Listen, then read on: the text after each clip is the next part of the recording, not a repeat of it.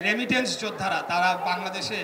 নিরলস পরিশ্রম করে অমানসিক পরিশ্রম করে পাঠায়, সেগুলা এই খুনি হাসিনা আর তার পরিবারের সদস্যরা বিদেশে পাচার করে তারা সেখানে অর্থ সম্পদ করেছে। এই দুর্নীতির বিরুদ্ধে জিরো টলারেন্স গ্রহণ করা হবে, দুর্নীতি কমিশনকে সেইভাবেই সাজানো হবে এবং প্রত্যেকটি মাফিয়া চক্র যেটা খুনি হাসিনার ফ্যাসিবাদ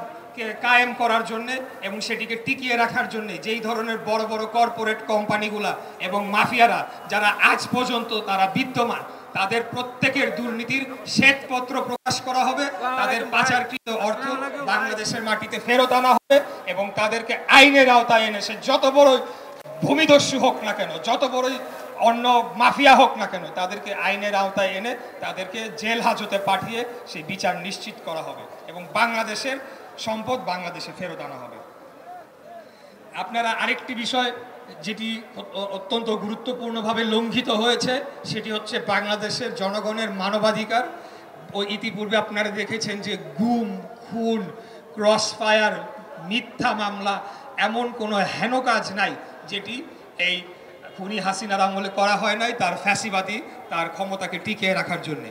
এটির বিরুদ্ধে আমাদের 31 দফায় যেটি বলা হয়েছে, এটির বিরুদ্ধে কঠোর অবস্থান নেওয়া হবে এবং ইউনিভার্সাল হিউম্যান রাইটস অর্থাৎ জাতিসংঘ কর্তৃক যে নীতিমালা রয়েছে ইউনিভার্সাল হিউম্যান রাইটস, সেটিকে প্রতিষ্ঠিত করা হবে বাংলাদেশে, যাতে আর কোনোদিনও একটি গুমের ঘটনা না ঘটে, আর কোনোদিনও একটা ক্রস ফায়ারের ঘটনা না ঘটে, আর কোনোদিনও বিনা অপরাধে কোনো নাগরিককে পুলিশ ধরে গিয়ে হয়রানি না করতে পারে, রিমান্ডে নিয়ে টর্চার না করতে পারে, সেটার জন্য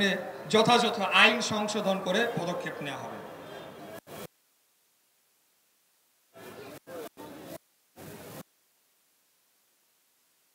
অর্থনৈতিক ন্যায় বিচার এবং প্রবৃদ্ধি নিশ্চিত করার জন্য অর্থনৈতিক সংস্কার কমিশন গঠন করা হবে। সেখানে